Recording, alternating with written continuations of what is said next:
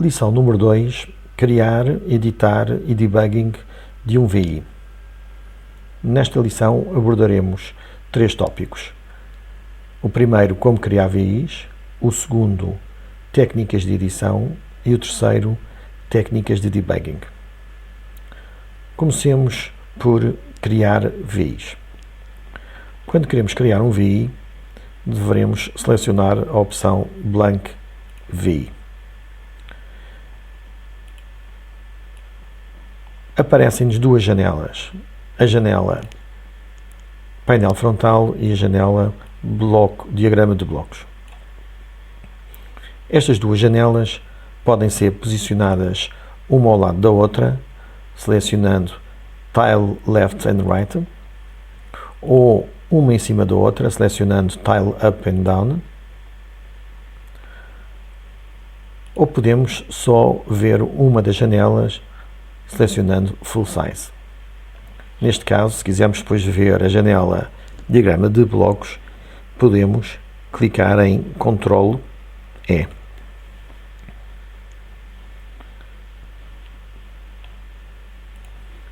Ou então também podemos ir ao Window e clicar em Show Block Diagram.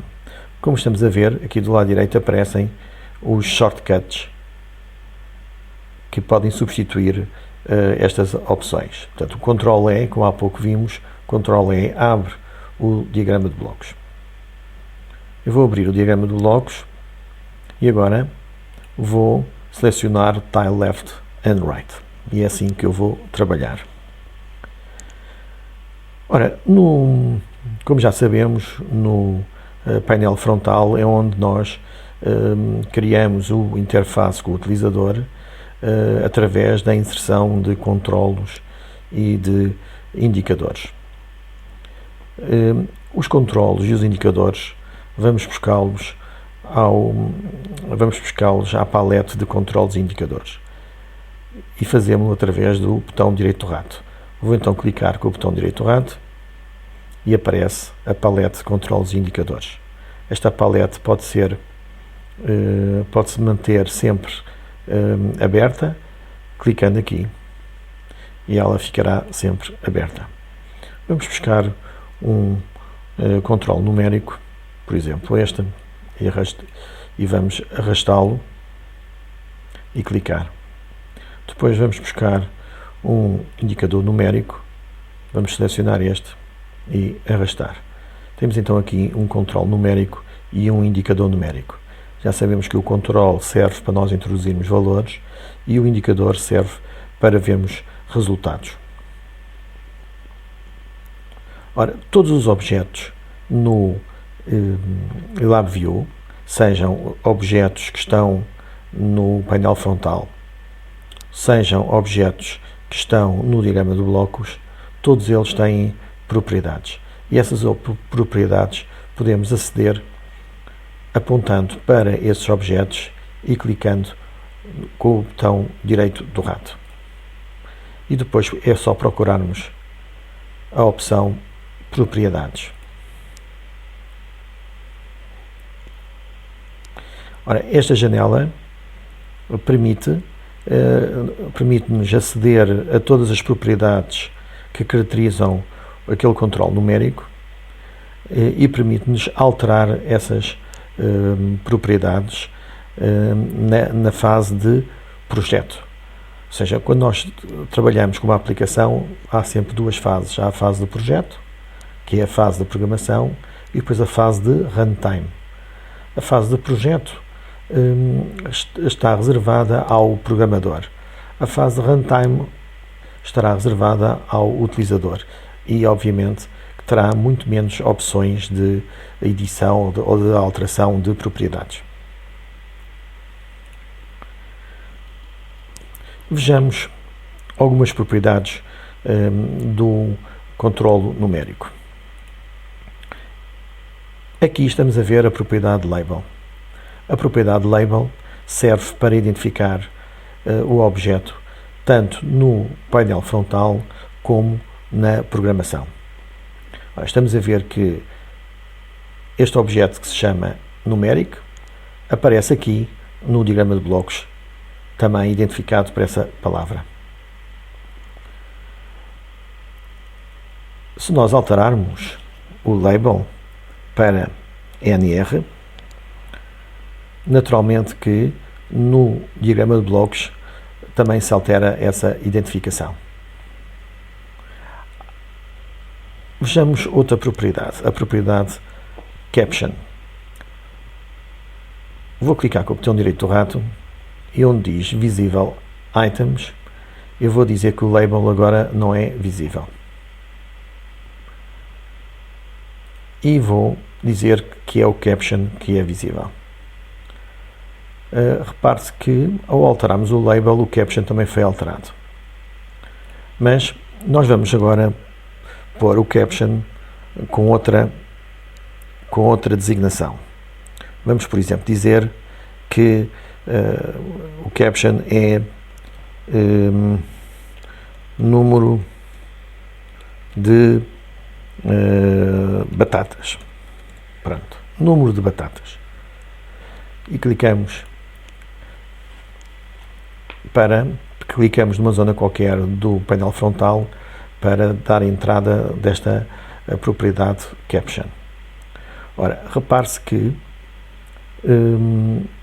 aqui no diagrama de blocos o controle continua a ser identificado pelo seu label. Portanto, o label é o identificador do controle.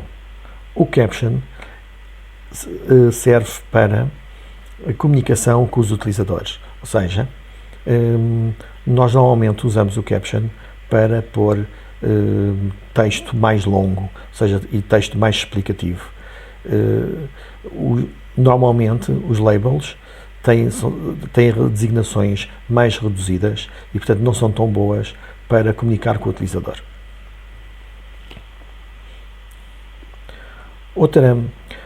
Ainda sobre o label e o Caption, repare-se que o controlarmos esta propriedade visível ou não visível também pode ser feito através de propriedades. Temos aqui que o label queremos pô-lo visível e vamos pôr o Caption invisível. Isto para dizer que através deste menu nós podemos alterar uma série de propriedades e que podemos fazer exatamente a mesma coisa na janela Propriedades. Portanto, aqui na janela Propriedades temos todas as propriedades do controle. E aqui temos só algumas, aquelas que são mais usuais nós utilizarmos.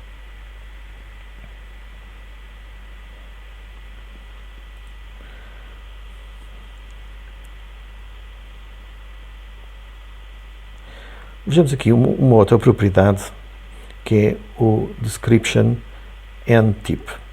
Para que é que serve esta propriedade? Vamos pôr aqui o tip, e vamos pôr um tip, vamos pôr GGGGG, e vamos ver para que é que serve esta propriedade. Vamos pôr o programa a correr e repare-se que quando levamos o rato até ao controle, aparece ali uma mensagem que é aquilo que nós tínhamos escrito no tip. Portanto, o tip é uma mensagem, é um texto que aparece quando nós passamos o rato por cima do controle e pode-nos dar uma informação importante. Vamos novamente.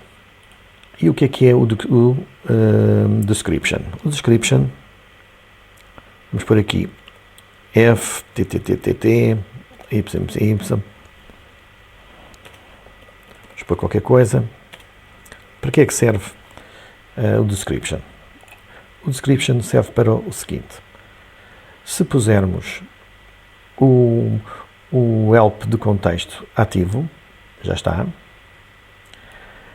Quando o programa está a correr e nós passamos por cima do controlo, aparece aqui o texto que nós pusemos no description. E, portanto, servirá, é também uma forma de explicar ao utilizador o que é que para que é que serve este controle.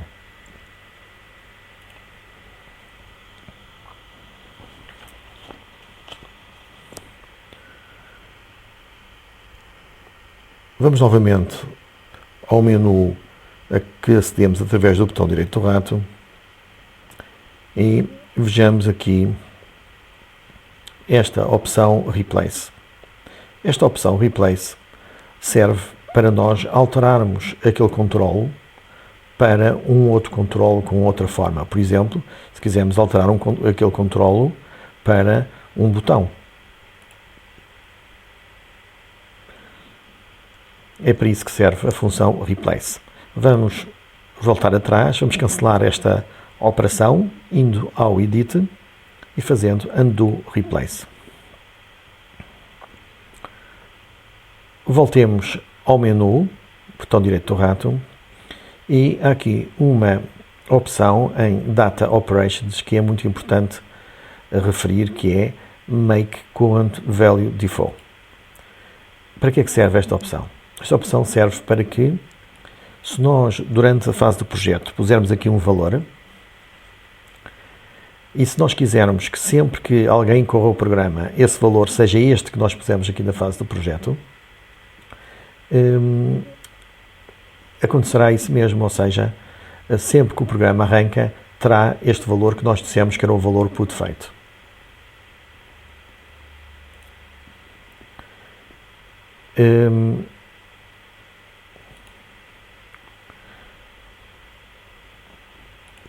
Portanto, esta função Data Operation Make Current Value Default pode ser muito útil quando estivermos a correr o nosso programa.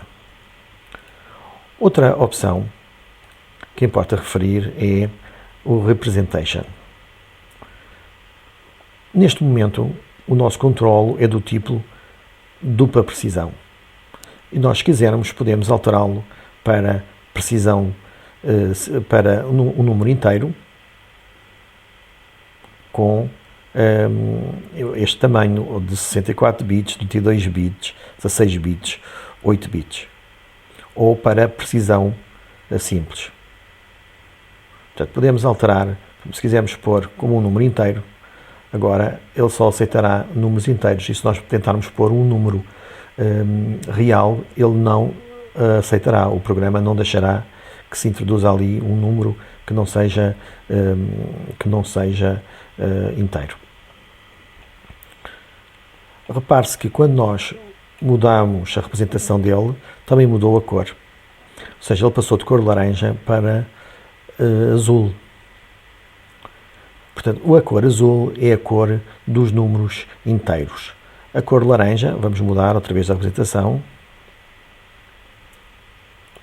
A cor laranja é a cor dos números reais.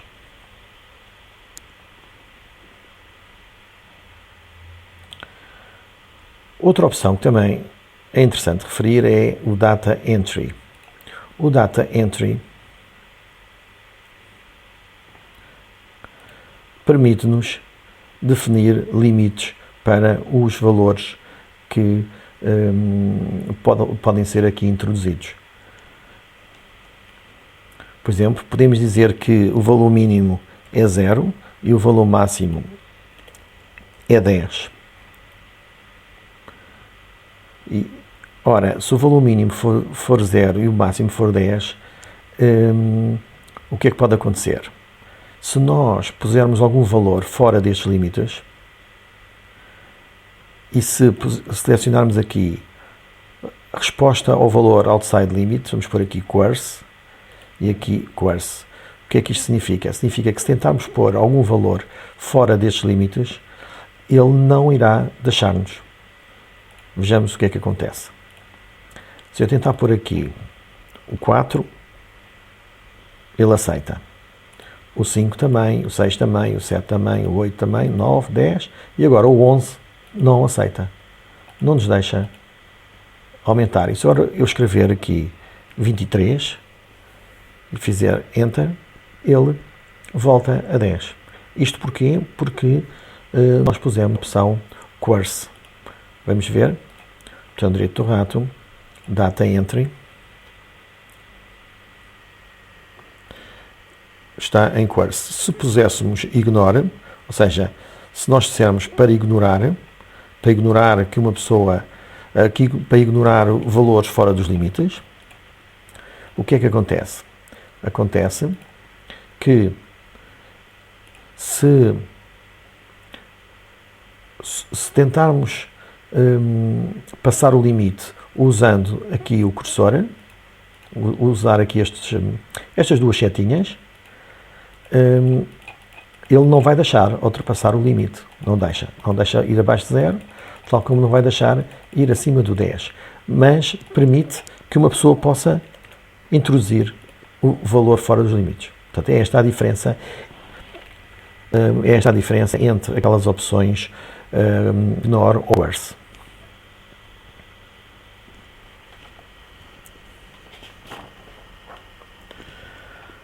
Ora, também temos indicadores e controlos booleanos.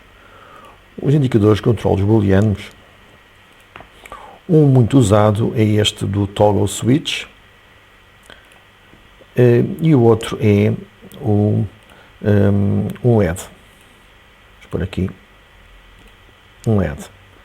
Portanto, este controlo e este indicador são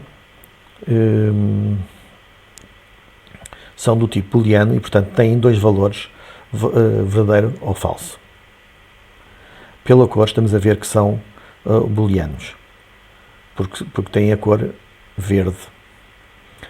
Aqui no diagrama de blocos a gente percebe perfeitamente que este terminal é um controlo, porque ele tem o seu terminal do lado direito. E aqui percebemos que este é um indicador, porque tem o seu terminal do lado esquerdo. É possível alterar um controlo e passá-lo a indicador. Vejamos, se selecionarmos este controlo, podemos fazer um replace por um indicador, por exemplo, por este. E como estamos a ver, já é um indicador porque o terminal passou a estar do lado direito.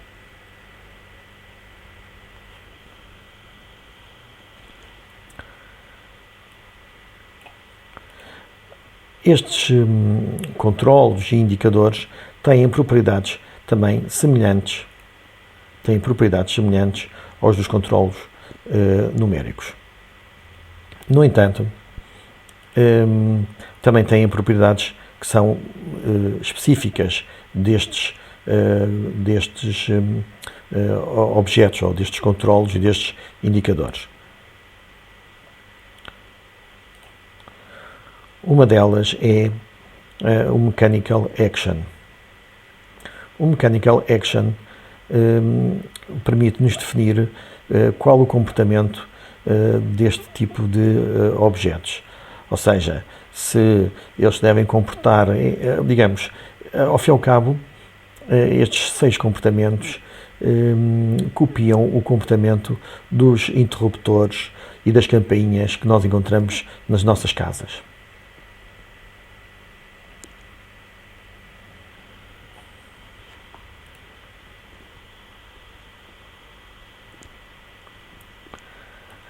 Também vejamos agora, controles e indicadores de texto.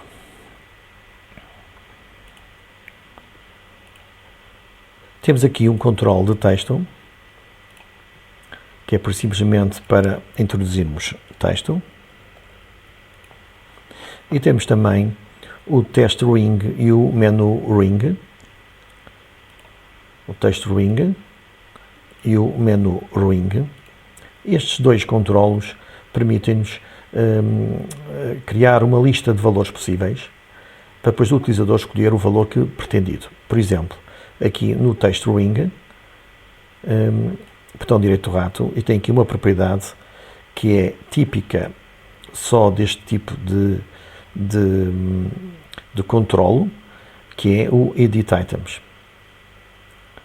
E aqui no Edit Items vamos poder definir quais os diferentes valores.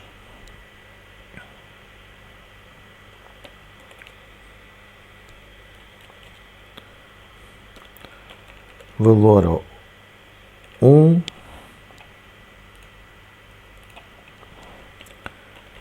valor 2 e por aí adiante. E depois, quando estamos em runtime, o utilizador pode escolher um valor ou outro. Vejamos agora os indicadores gráficos. Nós temos 3 indicadores gráficos: o Waveform Chart, o Waveform Graph e o XY Graph. O XY Graph serve para mostrar gráficos quando temos 2 valores de entrada ou 2 vetores de entrada, um vetor X e um vetor Y. Vejamos aqui a diferença entre o Waveform Chart e o Waveform Graph. A diferença reside no seguinte: o Waveform Chart serve para mostrar valores que vão sendo calculados uns atrás dos outros, ou seja, quando vem um valor, ele é mostrado, a seguir vem outro valor, é também mostrado, e vão sendo acrescentados novos valores a este gráfico. O Waveform Graph serve para mostrar um conjunto de valores de uma só vez. Vejamos aqui um exemplo.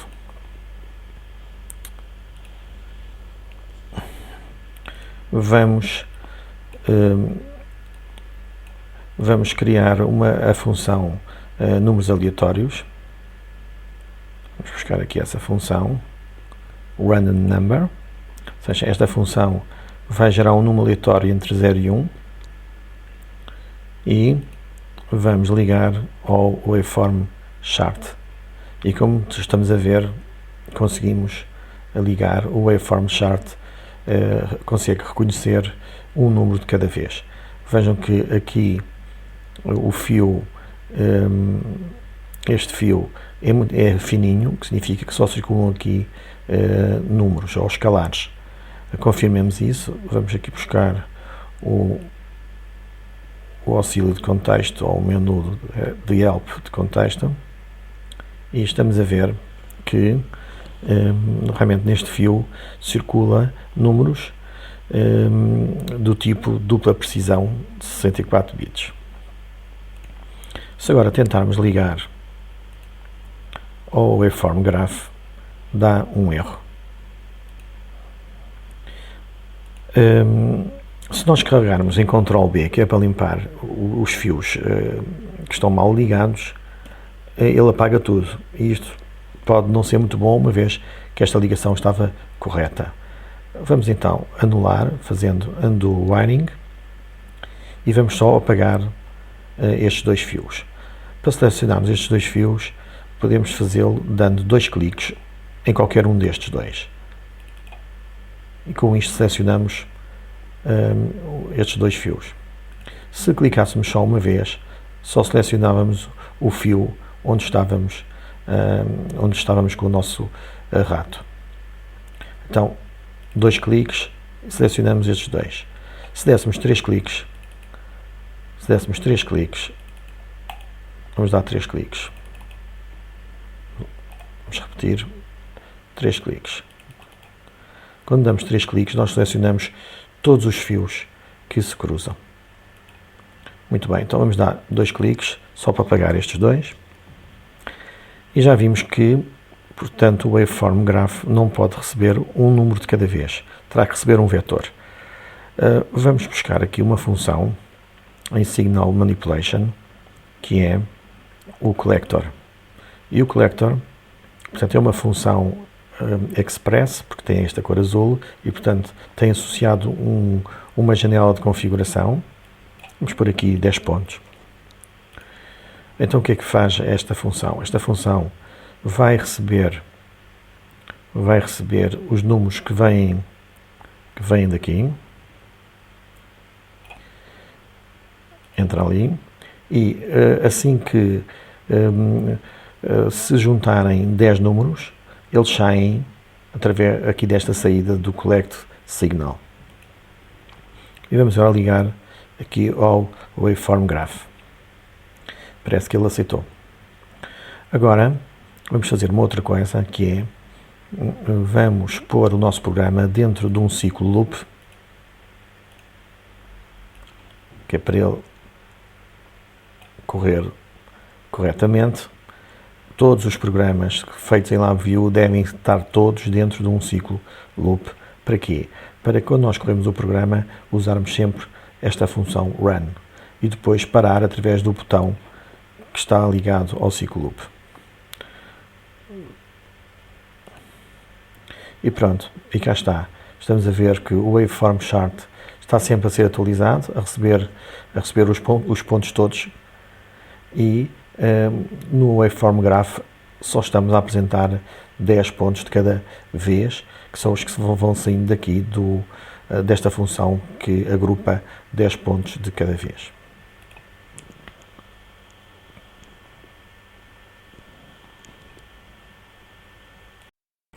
Vejamos agora o diagrama de blocos. É composto de nós, este é um nó, este é outro nó, de nós, de terminais, este é um terminal, este é outro terminal, e de fios. Estamos a ver aqui os fios. Portanto, os nós são objetos que têm inputs e outputs. Estamos a ver aqui um nó que tem inputs e tem outputs. E fazem, portanto, operações. Neste caso, este nó agrupa 10 pontos que chegam aqui através deste terminal de entrada. Os nós são análogos aos comandos, operadores, funções e subrutinas nas linguagens de programação tradicionais. Portanto, os nós podem ser funções, podem ser sub-VIs e podem ser estruturas. Neste caso estamos aqui a ver um nó que é uma estrutura. Esta aqui é uma estrutura e aqui estamos a ver um nó que é uma função. As funções são programas internos do LabVIEW e incluem operadores, funções ou comandos. Vejamos outros.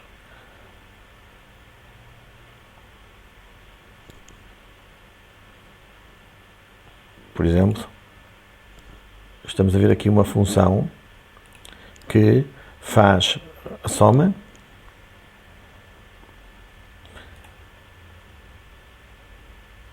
Estamos a ver aqui uma função que permite adquirir o som que vem da placa de som do computador, etc. Ora, há funções chamadas Express VIs. As funções Express VIs são identificadas por esta cor azul. E o que elas têm de diferente relativamente às outras funções é que sempre que as colocamos no diagrama de blocos aparece uma janela de configuração. Essa janela podemos acedê-la em qualquer altura clicando 2 vezes nessa função.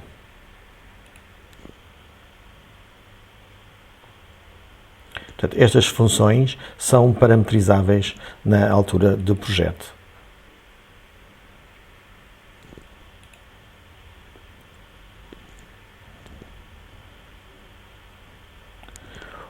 Os sub-VIs, como já vimos na lição anterior, são VIs que nós criamos e que podemos chamar dentro de outro VI. As estruturas podem ser a estrutura while, que estamos a ver, e há também a estrutura sequência, a case, e também há a estrutura for. Estas estruturas permitem dar permitem fazer uma programação estruturada.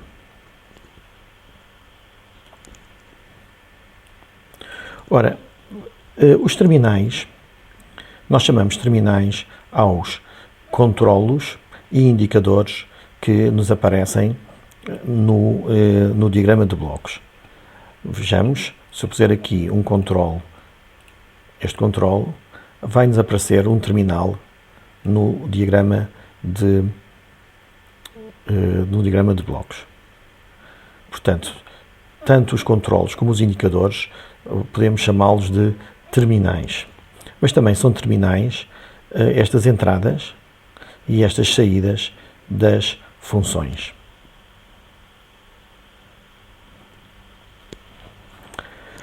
Os fios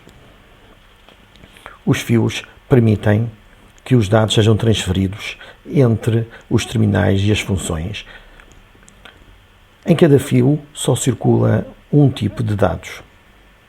Os fios mais comuns são os fios numéricos. Estamos a ver aqui um fio numérico. Vamos chegar aqui. Vamos ver aqui um fio numérico em que circulam números de dupla precisão, daí ter a cor de laranja. Vamos ver outros fios. Este controle numérico, vamos alterá-lo para inteiro e vamos agora somar, fazer aqui uma soma, vamos colocar aqui e vamos somar este número a um outro número, que vamos aqui usar o create constante. Portanto, vamos somar aquele número a 5. Ora, estamos a ver que neste fio circula então um número inteiro, porque tem a cor azul, como podemos ver aqui no help de contexto. Diz ali que circula um número inteiro de 32 bits.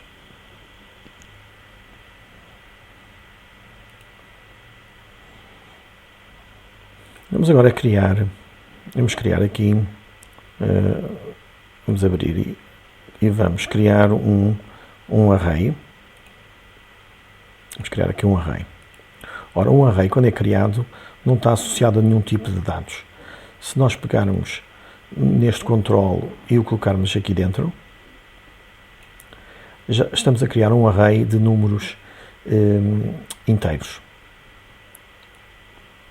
Se nós tivermos um controle de números reais, e se colocarmos aqui dentro do array, estaremos a criar um array, como estamos a ver, um array de números reais. Vamos retirá-lo daqui. E o array fica outra vez indefinido.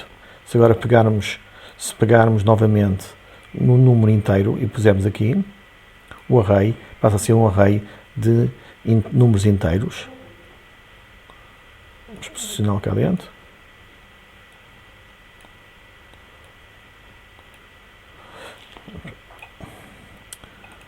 Vamos arrastá-lo.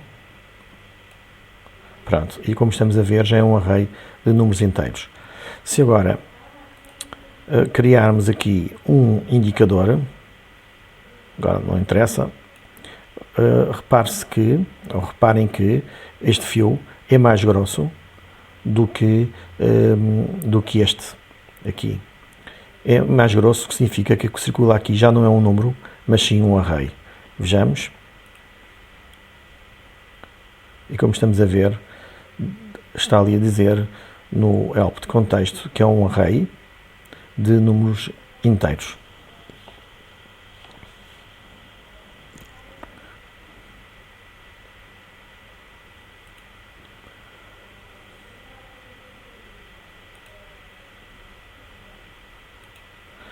Se o nosso array for uma matriz, Ou seja, se tiver mais do que uma dimensão, vamos fazer isso.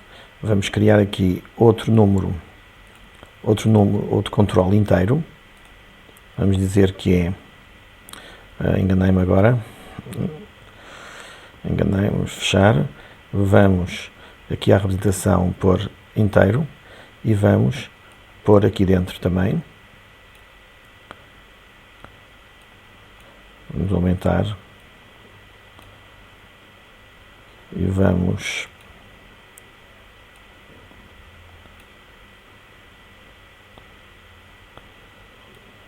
aumentar a dimensão deste array. Vamos aumentar-lhe a dimensão e para isso não, agora não estou a conseguir. Vamos lá ver como é que podemos fazer isto.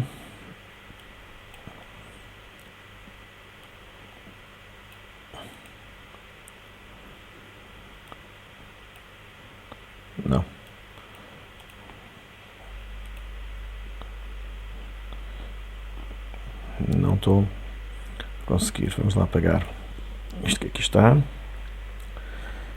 Portanto, a ideia é criarmos um array com duas dimensões. Como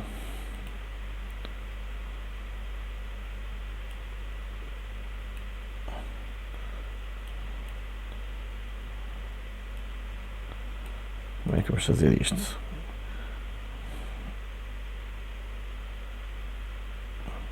Exatamente, está aqui Add Dimension. Portanto, vamos adicionar uma dimensão e, portanto, já criamos um array com duas dimensões. E vejamos aqui agora o fio que vai sair deste array. Vamos criar um indicador e, como estamos a ver, o fio são dois fios. Ou seja, ou então é um fio mais grosso. Isto indica-nos que sai daqui um array com duas dimensões. Vejamos que assim é.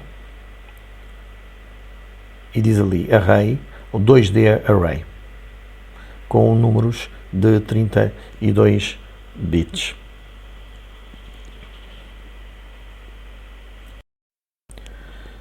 Vamos continuar agora falando do que é a programação Dataflow. Vamos apagar tudo,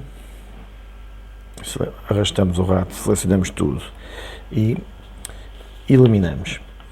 Ora, o LabVIEW segue um modelo de programação chamado de Dataflow. Isto significa que o LabVIEW executa cada nó quando todos os inputs desse nó estão disponíveis. Vejamos aqui um pequeno exemplo. Vamos pôr um controle numérico que vamos chamar X. Vamos criar outro controle numérico e uma maneira é repetir o que fizemos ou então apontar, clicar na tecla de controle ou oprimir a tecla de controle e arrastar. Vamos agora mudar o nome para Y.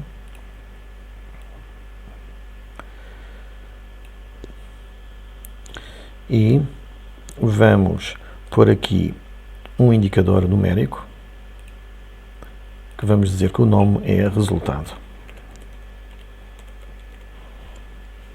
Ora, estes terminais aparecem no nosso diagrama de blocos e vamos calcular a soma.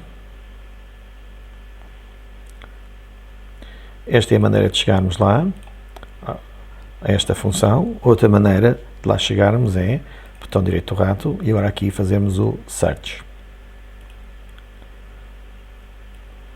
Esta função de search é muito útil porque nos permite encontrar as funções que nós não sabemos o caminho direto para elas.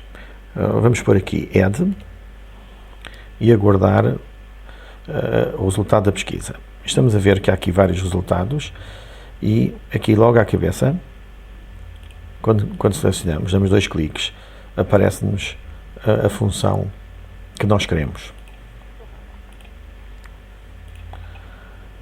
Vamos ligar aqui e ligar aqui, e agora vamos subtrair esta soma, o valor de 50. Então vamos buscar a subtração.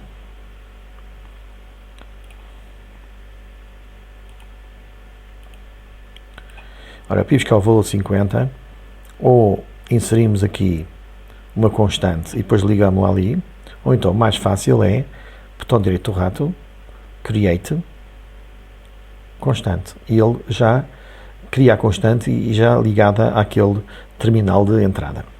Vamos pôr aqui o valor de 50 e finalmente vamos ligar ao nosso indicador resultado.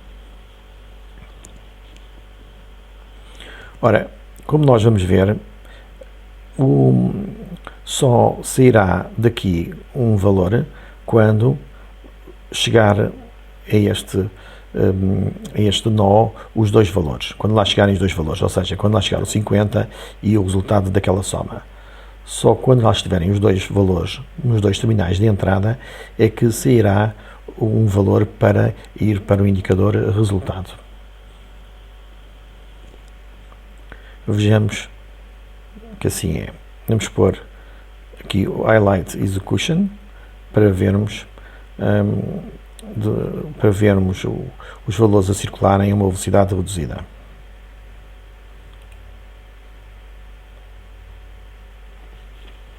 Vamos pôr aqui outro valor. Vamos ver que está ali a sair 3. E portanto é assim que circulam os dados. Agora vamos interromper e vamos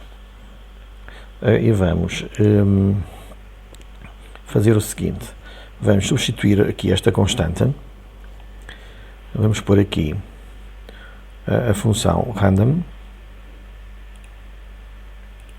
Função random que vai entrar ali, vai mandar um número entre 0 e 1, aleatório, e vamos pôr aqui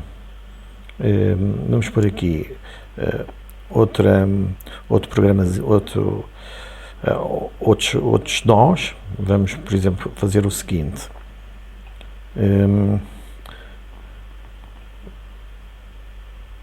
Vamos selecionar estes dois, controlo, estou a oprimir a tecla de controlo, com o rato vou arrastar. Portanto, e criei outros valores. Vou chamar a estes valores A e aqui B. E aqui vou copiar este resultado.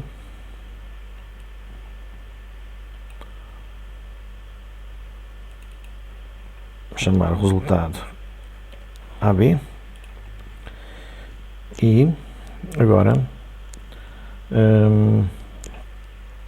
vou dividir estes dois valores.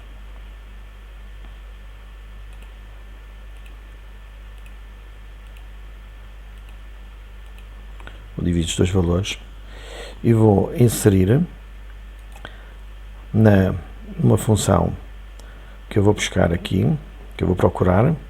Vai ser a função seno. Vou buscar aqui esta função.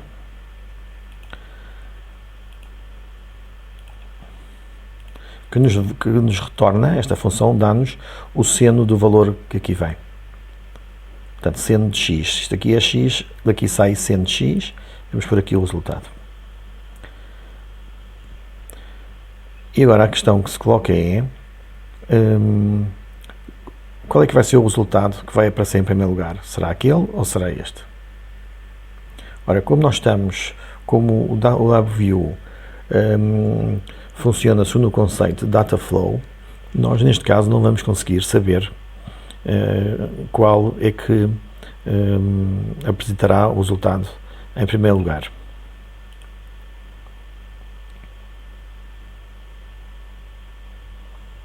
Portanto, isto vai depender de quando é que esta função faz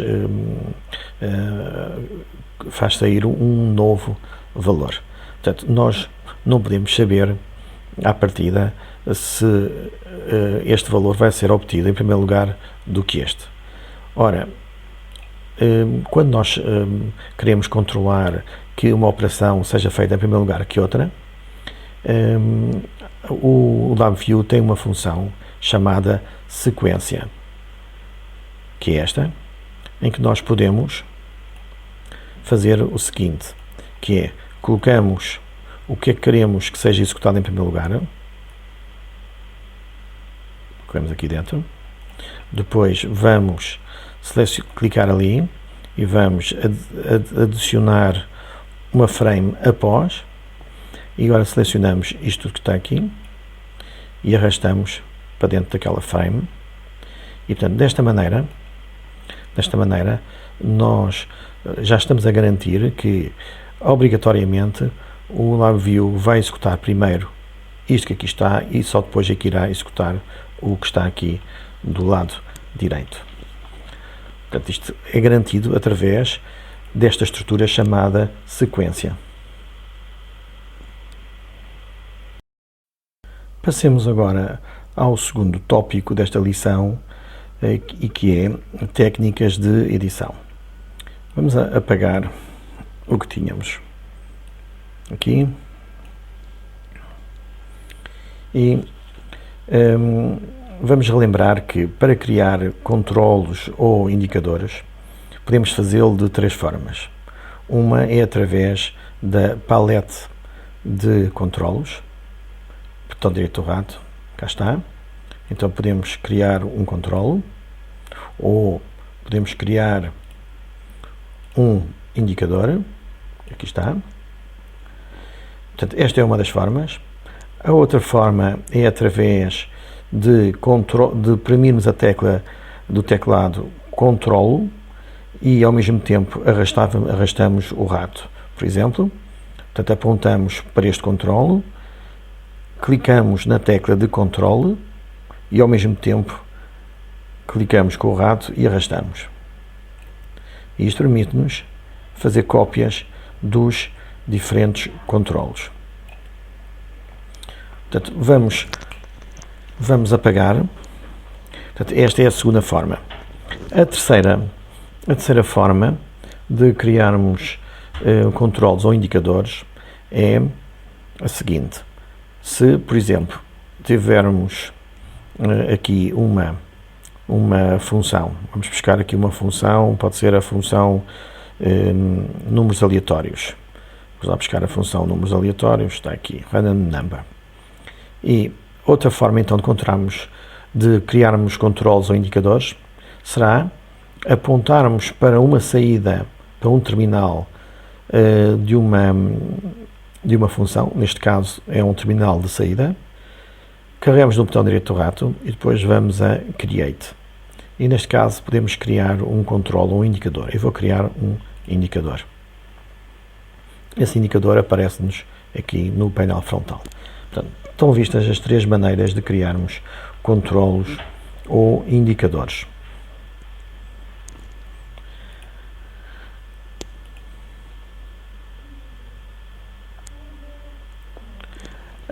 Vamos agora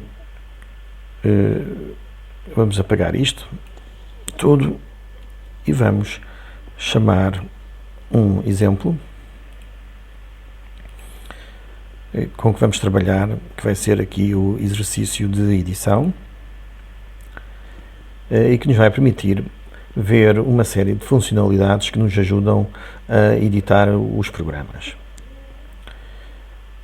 Por exemplo, vamos ver como é que nós reposicionamos um controle ou um indicador. Apontamos para esse controle e assim que aparece este cursorzinho que é uma setinha, podemos clicar com o rato e agora arrastar e largar. Portanto, esta é uma forma de movermos os controles. Outra forma é irmos procurar aqui a Tools Palette, vamos pôr aqui Tools Palette e selecionar este cursor e ele estará sempre disponível quando nós passamos por cima de qualquer controle. Portanto, se puser aqui em cima, já está, e podemos arrastar o controle. Quando está em automático, temos que esperar que o LabVIEW identifique o que é que nós tencionamos fazer. Normalmente isto funciona muito bem e, portanto, é altamente aconselhável a usarmos o Automatic Tool Selection em ON. Vamos agora reposicionar o label. Se nós reposicionarmos o label, só o label, é possível reposicionar o label. Mas reparem que se agora tentarmos reposicionar o controlo, o label acompanha. Normalmente o label é aconselhável que o label esteja próximo do controle, como é evidente. Outra funcionalidade que nós temos é reposicionar ou de mover um grupo de objetos. Para tal, clicamos e arrastamos o rato, de maneira a colocar dentro do retângulo todos os controlos que pretendemos mover.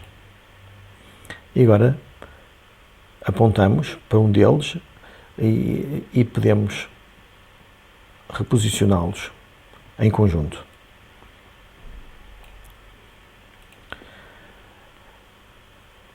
Outra funcionalidade que temos na edição é a funcionalidade de alinhar os nossos controles e indicadores. Neste caso, temos 3 LEDs e queremos alinhá-los horizontalmente e igualmente espaçados. Então, o que é que fazemos? Selecionamos todos. Vamos selecioná-los todos. E agora, vamos aqui, acima, e onde temos Align Objects, clicamos e vamos, por exemplo, escolher alinhar os centros verticalmente. E depois, para os pôr igualmente espaçados, vamos aqui a este botão e vamos selecionar, por exemplo, esta opção, ou aqui Horizontal Centers, e temos eles igualmente, os centros igualmente espaçados.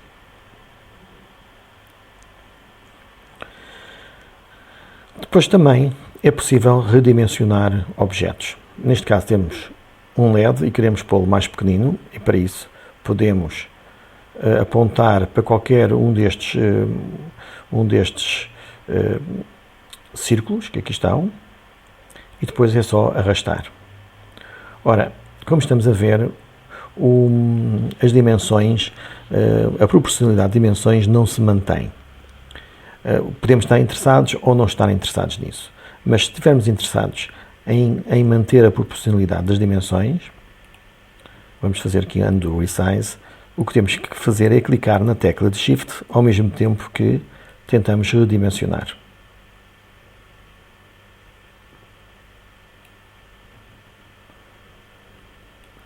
Vamos repetir isto.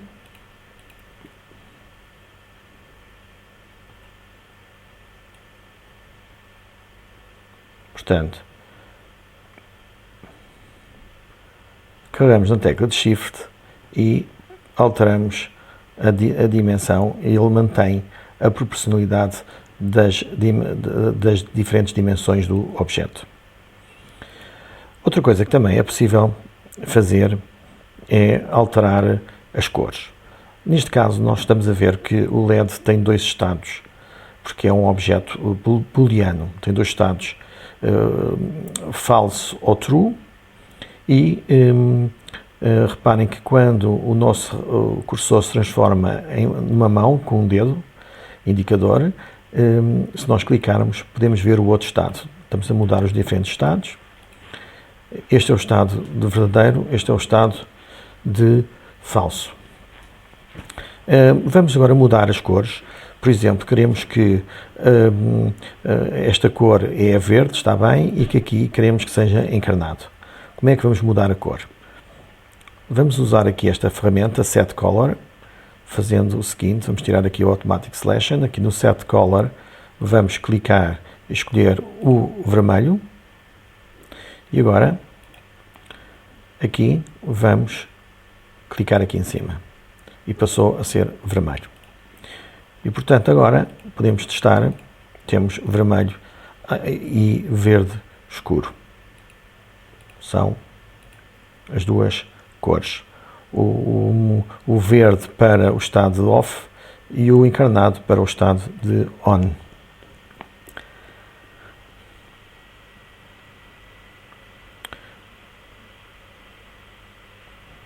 Vejamos agora como inserir o nome indicador digital no label deste indicador. Ora, primeiro temos que ir buscar, temos que tornar visível o label e depois, se formos buscar esta função Edit Texto, colocamos aqui em cima e já podemos escrever e pôr o que nós queremos, que é, neste caso, indicador digital. Depois clicamos num ponto qualquer do ecrã e já está. Agora vejamos como é que podemos apagar um objeto. É simples, é selecioná-lo todo, tem que estar todo selecionado, tanto o label como aqui este campo, e agora é só clicar no Delete no teclado e apagamos. Já vimos como duplicamos. Por exemplo, também se quisermos duplicar este label, é só clicar na tecla de Ctrl e agora arrastamos. Vamos agora alterar a fonte deste label livre e vamos alterar a fonte deste label livre. Vejamos como é que é. Selecionamos o label e depois chegamos aqui acima e aqui em Size podemos pôr 36. Podemos alterar a cor. Podemos alterar o estilo, etc. Também podemos alterar o estilo da fonte, o tamanho e a cor aqui nos gráficos. Selecionando aqui, podemos chegar aqui acima e dizer que o size é 24. Podemos também alterar a cor. Podemos alterar os limites. Podemos dizer que queremos a começar aqui em baixo em -2, limite inferior -2.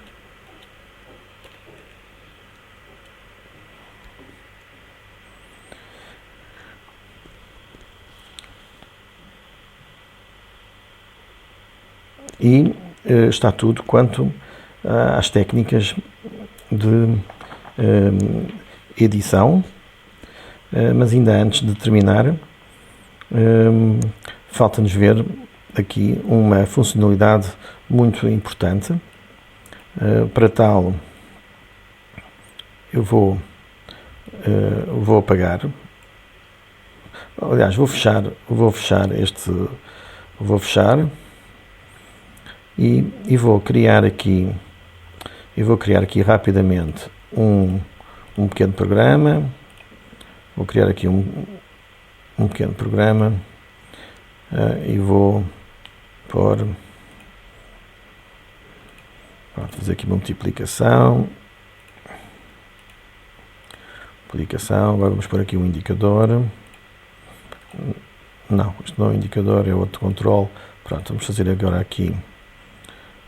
aqui agora uma subtração, daqui para aqui, daqui para aqui, e agora vamos pôr aqui um resultado, create um indicador, um resultado. Há aqui uma funcionalidade muito importante do LabVIEW, que é esta aqui, que é Cleanup Diagram. O que é que ela faz? Ela sugere uma outra forma de arrumar os nossos ícones e os nossos fios. Normalmente é para simplificar, mas é preciso ter cuidado quando se usa esta função, porque pode alterar muito a forma como nós tínhamos desenhado. De qualquer modo, podemos sempre voltar atrás, fazendo um undo cleanup. Pronto, e é tudo sobre as técnicas de edição. Passemos agora ao último tópico, técnicas de debugging. Ora, para este tópico vamos chamar um outro programa.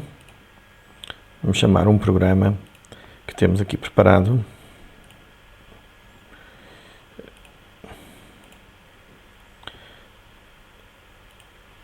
E vamos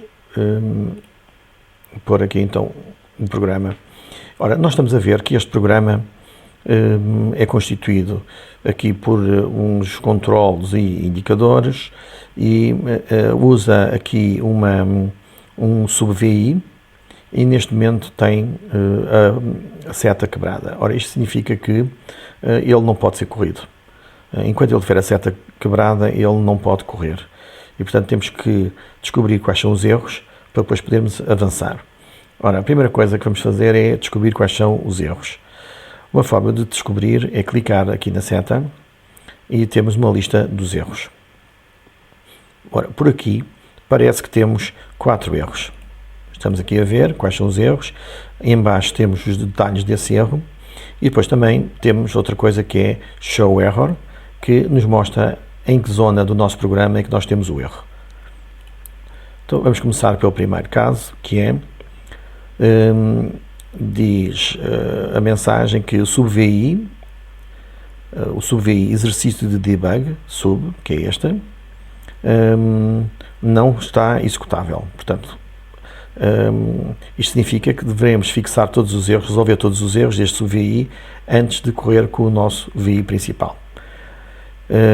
Muito bem, então vamos pedir para ele nos mostrar o erro, está aqui, e agora o que é que temos que fazer? Vamos ter que abrir este sub-VI para descobrir qual é o erro. Para isso damos 2 cliques e temos o sub-VI aberto. Agora queremos ver o diagrama de blocos deste sub-VI e para tal vamos fazer, temos duas maneiras, ou clicamos em Ctrl+E ou então maximizamos e depois fazemos aqui Show Block Diagram, está aqui.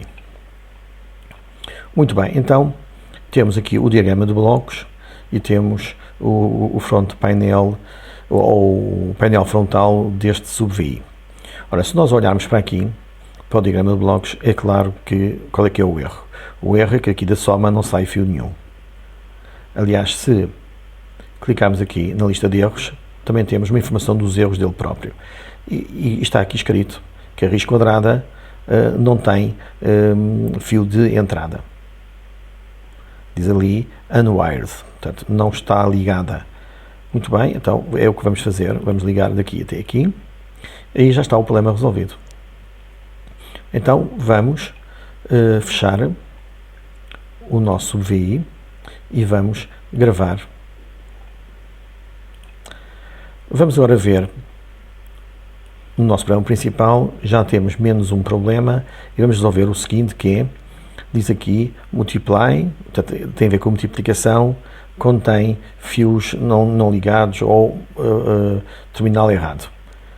Vamos dar 2 cliques, é ali que está o erro, será este problema aqui, e diz o quê? Diz que um ou mais inputs para esta função não estão ligados. Portanto, temos aqui um erro, vamos tentar resolvê-lo.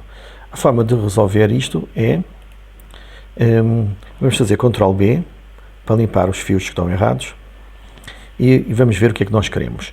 O que nós queremos é que, bom, isto multiplica um valor que vem daqui por 10. Ora, o 10 não está ali ligado. Vamos então ligá-lo aqui. E este valor deverá entrar aqui no nosso sub-VI e deverá ser mostrado o resultado ali naquele indicador. Ora, mas como nós estamos a ver, de facto, isto não é um indicador. Isto que está aqui é um controlo. Aliás, como podemos ver, dando 2 cliques, como podemos ver aqui, isto é um controlo. Então temos que alterar este controlo para indicador. E como é que fazemos? Botão direito do rato, Change to Indicator. Agora sim já é um indicador e já podemos ligar o resultado ali. E como verificamos, já não há qualquer erro e já podemos correr o programa. E como estamos a ver, quando pomos para ele correr em contínuo, estamos a ter aqui sempre valores que estão a ser calculados. Outra técnica de debug é usar aqui o Highlight Execution. O que esta técnica permite é pôr o programa a correr em velocidade muito reduzida e permite-nos ao mesmo tempo visualizar os valores que vão circulando. Vamos pôr a correr continuamente e estamos a ver os valores que saem dos diferentes terminais. E isto é uma forma de fazermos um debug e verificar se está tudo a correr como nós esperamos que corra. Vamos parar. Outra técnica de debug é pôr o programa a correr passo a passo, em que nós é que vamos dizendo quando é que ele passa à fase seguinte. Para isso, fazemos o seguinte. Clicamos nesta opção que diz Start Single Stepping e agora temos aqui o primeiro valor. Depois nós dizemos para seguir para o próximo nó do programa e a gente vê qual foi o valor que foi para lá. Foi este, 0,32.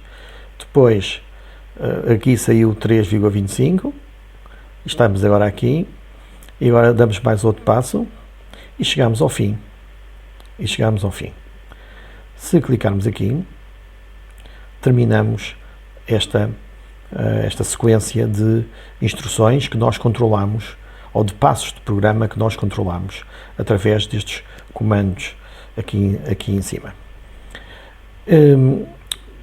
Vamos repetir e vejamos aqui mais uma outra coisa, que é quando nós chegamos a este sub-VI, nós podemos querer fazer também o debug do sub-VI e para isso agora vamos novamente clicar nesta opção que é Step Into. Então se nós clicarmos aqui, vamos entrar no sub-VI e podemos agora aqui continuar passo a passo.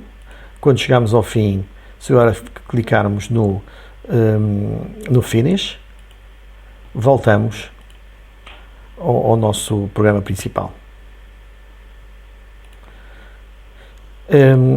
Podemos também colocar aqui nos fios os chamados probes que nos dão os valores que estão a circular pelos fios. Vamos pôr o nosso programa a correr e agora passou ali no fio o valor 9.6, agora passou 3.59 e portanto nós vamos vendo quais são os valores que vão circulando pelos fios. Finalmente, outra técnica de debug é usar breakpoints. Ora, o breakpoint encontramos na Tools Palette e apontamos para o ponto do programa onde queremos que o programa seja interrompido e colocamos um breakpoint. E agora vamos pôr também aqui no outro ponto, por exemplo, neste ponto. Esta ferramenta permite colocar breakpoints e permite também removê-los.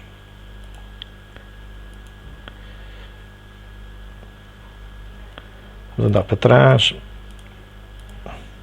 Vamos colocar então aqui um segundo breakpoint. O breakpoint serve para interromper o programa na zona onde estiver esse ponto. Vejamos como é que funciona. Vamos correr o programa e ele para no primeiro breakpoint. Depois clicamos em Continuo, ele para no próximo breakpoint. Depois, se fizéssemos Continuo, ele iria entrar no sub-VI que está aqui assinalado. Esta técnica serve para interromper o programa e para podermos ler com calma os valores. Por exemplo, se tivéssemos aqui um probe, ao corrermos o programa, poderíamos ver com calma qual era o valor que estava ali e que tanto estava a circular no fio naquela altura.